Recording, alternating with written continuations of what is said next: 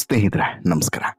ಕನ್ನಡದ ಇಬ್ಬರು ಪ್ರಖ್ಯಾತ ಆಂಕರ್ಗಳು ಯಾರು ಅಂತ ಹೇಳಿ ಕೇಳಿದ್ರೆ ತಟ್ಟಂತೇಳಿ ಮನಸ್ಸಿಗೆ ಬರುವಂಥ ಎರಡು ಹೆಸರು ಅಂತ ಹೇಳಿದ್ರೆ ಅದು ಒಂದು ಅನುಶ್ರೀ ಮತ್ತೊಂದು ಅನುಪಮ ಗೌಡ.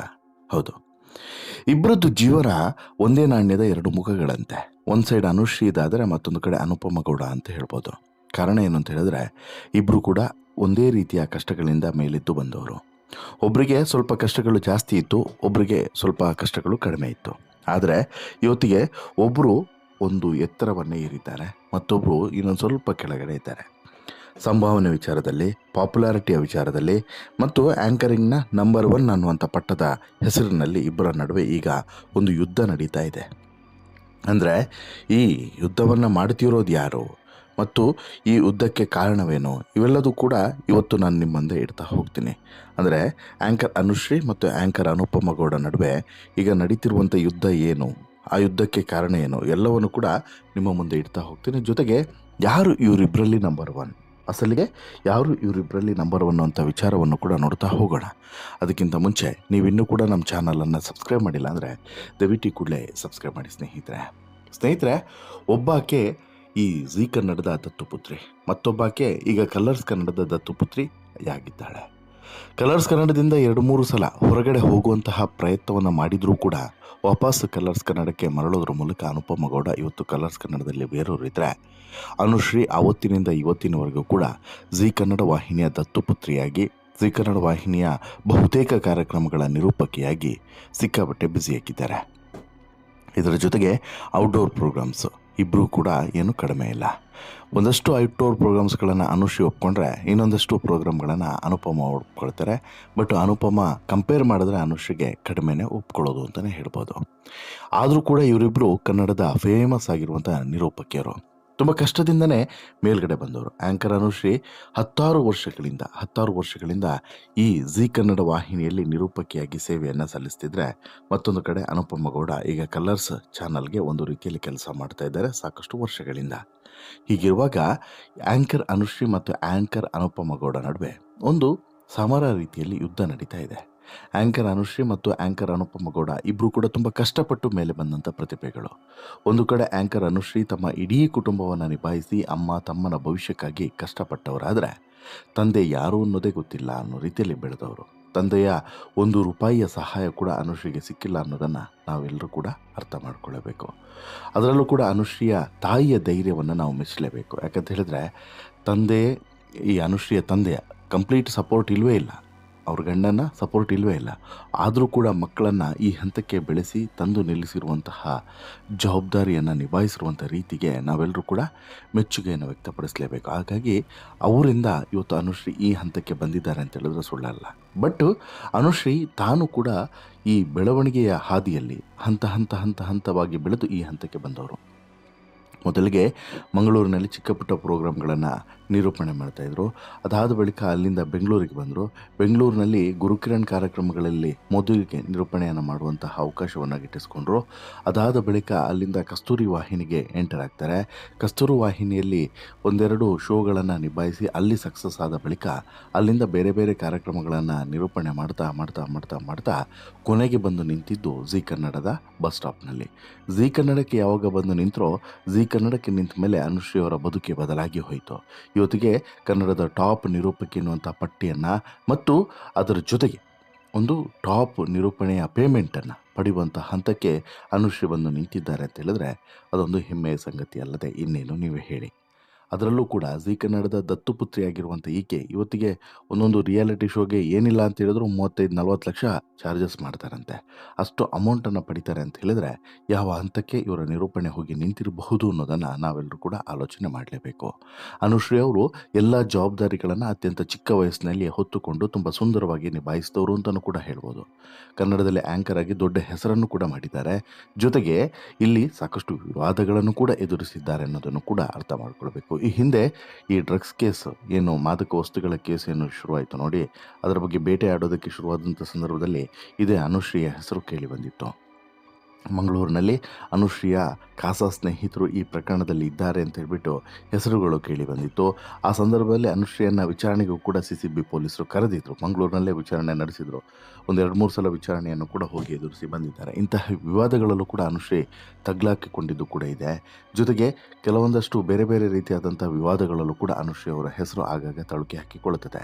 ಅದರಲ್ಲೂ ಕೂಡ ಒಬ್ಬ ಸಾಮಾಜಿಕ ಹೋರಾಟಗಾರ ಅಂತೇಳಿ ಹೇಳ್ಕೊಳ್ತಾನೆ ಆತ ಒಬ್ಬ ಶುಗರ್ ಡ್ಯಾಡಿಯ ಬಗ್ಗೆನೂ ಕೂಡ ಈ ಅನುಶ್ರೀಯ ವಿಚಾರದಲ್ಲಿ ಹೇಳಿದ್ದ. ಅವೆಲ್ಲದೂ ಕೂಡ ಬಿಡಿ, ವಿವಾದದ ರೂಪ ಅದನ್ನು ಬಿಟ್ಟಾಕೋಣ. ಬಟ್ ಅದನ್ನು ಹೊರತುಪಡಿಸಿ ಅನುಶ್ರೀ ತಮ್ಮ ಜೀವನದಲ್ಲಿ ಏನು ಸಾಧನೆಯನ್ನು ಮಾಡಬೇಕು, ಒಬ್ಬ ಗಂಡು ಮಗ ಇದ್ದಿದ್ರೆ ಹೇಗೆ ಇರ್ತಿದ್ರೋ ಅದಕ್ಕಿಂತ ಮೀರುವಂಥ ರೀತಿಯಲ್ಲಿ ತನ್ನ ಮನೆಯನ್ನು ಬಾಯಿಸ್ಕೊಂಡು ಇವತ್ತಿಗೆ ಒಂದೊಳ್ಳೆ ಸುಂದರವಾದಂಥ ಸಂಸಾರ, 1-2 ಮನೆ, ಒಂದು ಫ್ಲಾಟು, ಮತ್ತೊಂದು ಮನೆ, ಹಾಗೆಯೇ ಒಂದು ಕಾರುಗಳು, 1-2 ಏನು ಕಾರ್ ಇದ್ದಾವಂತೆ, ಒಳ್ಳೊಳ್ಳೆ ಕಾರುಗಳು, ಹಾಗೆಯೇ ಮಂಗಳೂರಿನಲ್ಲೂ ಕೂಡ ಒಳ್ಳೆ ಪ್ರಾಪರ್ಟಿ, ಹಾಗೆ ಒಳ್ಳೆ ಸಂಪಾದನೆಯನ್ನು ಮಾಡಿಕೊಂಡು ವೆಲ್ ಸೆಟ್ಲ್ಡ್ ಲೈಫನ್ನು ಇವತ್ತಿಗೆ ಲೀಡ್ ಮಾಡಿಕೊಂಡು ಖುಷಿಯಾಗಿದ್ದಾರೆ. ಏನೂ ಕೂಡ ಕೊರತೆ ಇಲ್ಲ, ಆಕೆಗೆ ಖುಷಿಯಾಗಿದ್ದಾರೆ ಅನುಶ್ರೀ. ಇನ್ನು ಅನುಪಮ ವಿಚಾರಕ್ಕೆ ಬಂದರೆ, ಅನುಪಮ ಕೂಡ ಸಾಕಷ್ಟು ಕಷ್ಟಗಳನ್ನು ಎದುರಿಸ್ಕೊಂಡು ಬಂದವರು. ತಂದೆ ಇದ್ದರು, ಬಟ್ ತಂದೆ ಅಕಾಲಿಕವಾಗಿ ಅನಾರೋಗ್ಯದಿಂದ ಇಹಲೋಕವನ್ನು ತ್ಯಜಿಸಿದರು. ಆ ಸಂದರ್ಭದಲ್ಲಿ ಅನುಪಮ ಫೈನಾನ್ಷಿಯಲಿ ಸ್ಟ್ರಾಂಗ್ ಇರಲಿಲ್ಲ. ಅದು ಇನ್ನೂ ಕೂಡ ಸ್ಟ್ರಗ್ಲಿಂಗ್ ಡೇಸ್.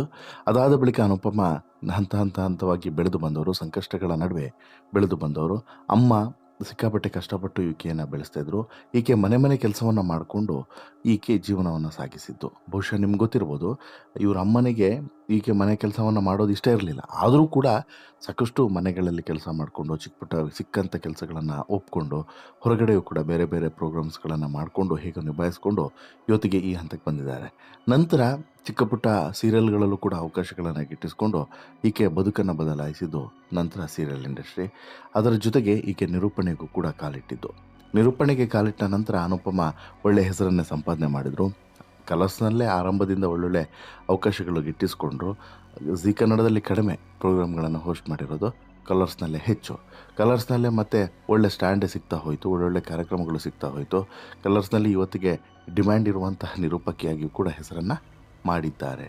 ಅಷ್ಟು ಮಾತ್ರವಲ್ಲ, ಅನುಪಮಗೆ ಈ ಕಲರ್ಸ್ನಲ್ಲಿ ಈಗಾಗಲೇ ಸಾಕಷ್ಟು ವರ್ಷಗಳಿಂದ ಒಂದಾದ್ಮೇಲೆ ಒಂದು ಕಾರ್ಯಕ್ರಮಗಳು ಸಿಗ್ತಾ ಇದ್ದಾವೆ. ಮಧ್ಯದಲ್ಲಿ ಸೃಜನ್ ಜೊತೆಗೆ ಸ್ವಲ್ಪ ಕಿತ್ತಾಟವನ್ನು ಮಾಡಿಕೊಂಡ್ರು. ಸೊ ದಟ್ 1-2-3 ಕಾರ್ಯಕ್ರಮಗಳಿಂದ ಅವಕಾಶವನ್ನು ವಂಚಿತ ಮಾಡಿಸ್ಕೊಂಡ್ರು. ಬಟ್ ಅದಾದ ಬಳಿಕ ವಾಪಸ್ ಕಾಂಪ್ರಮೈಸ್ ಆಯಿತು. ನಂತರ ವಾಪಸ್ ಈಕೆಯನ್ನು ಈಗ ಒಂದಾದ್ಮೇಲೆ ಒಂದು ಕಾರ್ಯಕ್ರಮಗಳನ್ನು ಕೊಡ್ತಿದ್ದಾರೆ. ಈಕೆಗೂ ಕೂಡ ಒಳ್ಳೆ ಪೇಮೆಂಟನ್ನೇ ಫಿಕ್ಸ್ ಮಾಡಿದ್ದಾರೆ. ಈಗ ವಿಚಾರ ಏನು ಅಂತ ಹೇಳಿದ್ರೆ, ಈ ಅನುಶ್ರೀ ಮತ್ತು ಅನುಪಮ ಗೌಡ ನಡುವೆ ಈಗ ಕೆಲವೊಂದು ವಿಚಾರಗಳ ಸಂಬಂಧ ಇಲ್ಲಿ ಫೈಟ್ ನಡೀತಿದೆ, ಯುದ್ಧ ನಡೀತಿದೆ ಅನ್ನುವಂಥದ್ದು.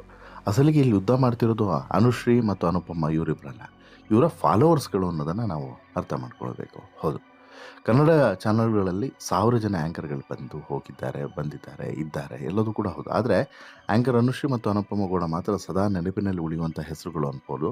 ಹೀಗೆ ಇಬ್ಬರು ತಮ್ಮ ಪ್ರತಿಭೆಯ ಮೂಲಕ ಕಷ್ಟಪಟ್ಟು ಮೇಲೆ ಬಂದವರು. ಹೀಗಿರುವಾಗ ಈ ಆ್ಯಂಕರ್ ಅನುಶ್ರೀ ಮತ್ತು ಅನುಪಮ ಗೌಡ ನಡುವೆ ನಂಬರ್ 1 ಪಟ್ಟಕ್ಕಾಗಿ ಒಂದು ಪೈಪೋಟಿ ನಡೀತಿದೆ. ಇವರಿಬ್ಬರಲ್ಲಿ ಯಾರು ನಂಬರ್ 1 ಅನ್ನುವಂತಹ ಒಂದು ಭರ್ಜರಿ ಪೈಪೋಟಿ ಶುರುವಾಗಿದೆ ಅನ್ನುವಂಥದ್ದು ಈಗ ಸುದ್ದಿ ಆಗ್ತಿರುವಂಥ ವಿಚಾರ. ಹಾಗಾದರೆ ಈ ಪೈಪೋಟಿಯನ್ನು ಶುರು ಮಾಡಿದ್ಯಾರು? ಇವರಿಬ್ಬರ? ಖಂಡಿತ ಇಲ್ಲ.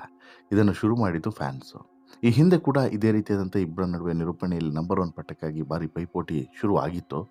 ಹೀಗಿದ್ದಾಗಲೇ ಅನುಪಮ ಗೌಡ ಅವರು ನಿರೂಪಣೆ ಮಾಡುವಾಗ ಒಂದು ಮಾತನ್ನು ಹೇಳ್ತಾ ಇದ್ರು. ಆ್ಯಂಕರಿಂಗ್ ಅಂದರೆ ಅನುಪಮ ಅಂತೇಳಿ ಹೇಳೋದ್ರ ಮೂಲಕ ಅನುಶ್ರೀ ಅವರಿಗೆ ಟಾಂಗನ್ನು ಕೊಡುವ ರೀತಿಯಲ್ಲಿ ಅನುಪಮ ಮಾತನಾಡ್ತಾರೆ. ಇದು ಆರೋಪದ ರೂಪದಲ್ಲೂ ಕೂಡ ಸೋಷಿಯಲ್ ಮೀಡಿಯಾದಲ್ಲಿ ಭಾರಿ ಚರ್ಚೆ ಆಗಿತ್ತು ಆವಾಗ. ಅದಾದ ಬಳಿಕ ಅದು ಅಲ್ಲಿಗೆ ತಣ್ಣಗಾಗಿತ್ತು. ಇಷ್ಟೆಲ್ಲದರ ನಡುವೆ ಈಗ ಮತ್ತೊಮ್ಮೆ ಇದೇ ರೀತಿಯಾದಂಥ ಕಿತ್ತಾಟ ಶುರುವಾಗಿದೆ. ಹೌದು, ಆ್ಯಂಕರ್ ಅನುಶ್ರೀ ಮತ್ತು ಅನುಪಮ ಗೌಡ ನಡುವೆ ಇದೀಗ ನಂಬರ್ 1 ಯಾರು ಅನ್ನುವಂಥ ಚರ್ಚೆ ಸೋಷಿಯಲ್ ಮೀಡಿಯಾದಲ್ಲಿ ನಡೀತಿದೆ.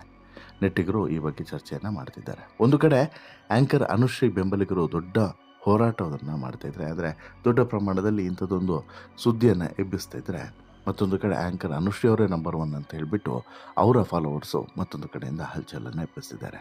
ಹೀಗಾಗಿ ಈ ಇಬ್ಬರ ಅಭಿಮಾನಿಗಳು ಕೂಡ ಇಲ್ಲ ಅನುಪಮ ನಂಬರ್ 1 ಅಂತೇಳಿ ಅನುಪಮ ಅಭಿಮಾನಿಗಳು, ಇಲ್ಲ ಆ್ಯಂಕರ್ ಅನುಶ್ರೀನೇ ನಂಬರ್ 1 ಅಂತ ಹೇಳ್ಬಿಟ್ಟು ಅನುಶ್ರೀ ಅಭಿಮಾನಿಗಳು, ಇವರಿಬ್ಬರು ಕೂಡ ಈಗ ಒಂದು ರೀತಿಯಲ್ಲಿ ಕಾಂಪಿಟೇಷನ್ಗೆ ಬಿದ್ದಿದ್ದಾರೆ. ಬಟ್ಟು ಇಬ್ಬರು ಕೂಡ ಒಳ್ಳೆ ನಿರೂಪಕಿರು, ಅದರಲ್ಲೇನು ಮಾತಿಲ್ಲ. ಆದರೆ ಪೇಮೆಂಟ್ನ ವಿಚಾರದಲ್ಲಿ ಬಂದರೆ ಅನುಪಮ ಕಂಪೇರ್ ಮಾಡಿದ್ರೆ ಇಲ್ಲಿ ಹೆಚ್ಚು ಪೇಮೆಂಟನ್ನು ಪಡೆಯೋದ್ರಲ್ಲಿ ನಂಬರ್ 1 ಅನುಶ್ರೀ ಅನ್ನೋದ್ರಲ್ಲಿ ಡೌಟೇ ಇಲ್ಲ. ಅದನ್ನು ಯಾವುದೇ ಮುಚ್ಚುಮರೆ ಇಲ್ಲದೆ ಹೇಳಬಹುದು. ಯಾಕಂತ ಹೇಳಿದ್ರೆ ವೇದಿಕೆ ಕಾರ್ಯಕ್ರಮಗಳಿರ್ಬೋದು, ಈ ರೀತಿಯಾದಂಥ ರಿಯಾಲಿಟಿ ಶೋಸ್ಗಳಿರ್ಬೋದು, ಜೊತೆಗೆ ಆಕೆ ಹೋಸ್ಟ್ ಮಾಡುವಂಥ ರೀತಿ ಇರ್ಬೋದು, ಇವೆಲ್ಲವೂ ಕೂಡ ಅನುಪಮಗೆ ಕಂಪೇರ್ ಮಾಡಿದ್ರೆ ಅನುಶ್ರೀ ಒಂದು ಹೆಜ್ಜೆ ಮೇಲೇ ಇದ್ದಾರೆ ಎಲ್ಲ ವಿಚಾರದಲ್ಲೂ ಕೂಡ. ಹಾಗಂದ ಮಾತ್ರಕ್ಕೆ ಇಲ್ಲಿ ಅನುಪಮ ಏನಾದರೂ ಕೆಳಗಡೆ ಇದ್ದಾರಾ? ಹಂಗಂತಲ್ಲ. ಬಟ್ಟು ಪೇಮೆಂಟ್ನ ವಿಚಾರದಲ್ಲಿರ್ಬೋದು, ಅಥವಾ ಕಾರ್ಯಕ್ರಮಗಳನ್ನು ಪಡೆಯುವಂಥ ವಿಚಾರಗಳಲ್ಲಿರ್ಬೋದು, ಮನಗಳನ್ನು ರೀಚ್ ಆಗಿರುವಂಥ ವಿಚಾರದಲ್ಲಿರ್ಬೋದು, ಎಲ್ಲದರಲ್ಲೂ ಕೂಡ ಅನುಪಮ ಅನುಶ್ರೀಗಿಂತ ಒಂದು ಹೆಜ್ಜೆ ಹಿಂದೆ ಇದ್ದಾರೆ. ಅದನ್ನು ಬಹುಶಃ ಅನುಪಮ ಕೂಡ ಒಪ್ತಾರೆ. ಇರ್ಬೋದು, ಅನುಶ್ರೀನ ಕಂಪೇರ್ ಮಾಡಿದ್ರೆ ಅನುಪಮ ಚೆನ್ನಾಗಿ ಆ್ಯಂಕರಿಂಗ್ ಮಾಡ್ಬೋದು. ಒಂದಷ್ಟು ಜನರಿಗೆ ಆಕೆ ಆ್ಯಂಕರಿಂಗ್ ಇಷ್ಟ ಆಗ್ಬೋದು, ಇನ್ನೊಂದಷ್ಟು ಜನರಿಗೆ ಈಕೆ ಆ್ಯಂಕರಿಂಗ್ ಇಷ್ಟ ಆಗ್ಬೋದು. ಈ ರೀತಿ ಅದು ಕಾಮನ್, ಅದರಲ್ಲಿ ಏನೂ ಇಲ್ಲ. ಇನ್ನು ಕೆಲವರಿಗೆ ನಿರಂಜನ್ ಇಷ್ಟ ಆಗ್ತಾರೆ, ಮತ್ತೊಂದಷ್ಟು ಜನರಿಗೆ ಮಾಸ್ಟರ್ ಆನಂದ್ ಇಷ್ಟ ಆಗ್ತಾರೆ. ಹೀಗೆ ಒಬ್ಬೊಬ್ಬರು ಇಷ್ಟ ಆಗ್ತಾರೆ. ಹಾಗಂದ ಮಾತ್ರಕ್ಕೆ ಅವರೇ ನಂಬರ್ ಒನ್ನು ಇವರೇ ನಂಬರ್ ಒನ್ ಅಂತೇಳಿ ಹೇಳೋದಕ್ಕೆ ಅಸಾಧ್ಯ ಈ ಫೀಲ್ಡಲ್ಲಿ. ಆಮೇಲೆ ಇದು ಹೆಂಗೆ ಗೊತ್ತಾ, ಒಂಥರ ಗ್ರಾಫ್ ಇದು, ಈ ಶೇರ್ ಮಾರ್ಕೆಟ್ ಗ್ರಾಫ್ ಇದ್ದಂಗೆ. ಒಂದಿನ ಮೇಲೆ ಹೋಗ್ಬೋದು, ಒಂದ್ಸಲ ಕೆಳಗೆ ಬರ್ಬೋದು, ಏನು ಬೇಕಾದರೂ ಆಗ್ಬೋದು. ಬಟ್ ಸದ್ಯಕ್ಕಂತೂ ಪ್ರಾಮಾಣಿಕವಾಗಿ ಹೇಳಬೇಕು ಅಂತ ಹೇಳಿದ್ರೆ ಅನುಶ್ರೀ ಅನುಪಮಗಿಂತ ಒಂದು ಮೆಟ್ಟಿಲು ಮೇಲಿದ್ದಾರೆ ಅನ್ನೋದರಲ್ಲಿ ಯಾವ ಡೌಟು ಕೂಡ ಇಲ್ಲ. ನಿಮಗೇನು ಅನಿಸುತ್ತೆ? ನಿಮಗೂ ಹಾಗೆ ಅನಿಸುತ್ತೆ? ದಯವಿಟ್ಟು ನಿಮ್ಮ ಅಭಿಪ್ರಾಯವನ್ನು ಕಮೆಂಟ್ ಮಾಡಿ ತಿಳಿಸಿ. ಜೊತೆಗೆ ಈ ಸ್ಟೋರಿ ಇಷ್ಟ ಆಯಿತು ಅಂತ ಹೇಳಿದ್ರೆ ಲೈಕ್ ಮಾಡಿ, ಶೇರ್ ಮಾಡಿ, ಚಾನಲ್ಗೆ ಸಬ್ಸ್ಕ್ರೈಬ್ ಆಗೋದನ್ನು ಮರಿಬೇಡಿ. ಧನ್ಯವಾದ.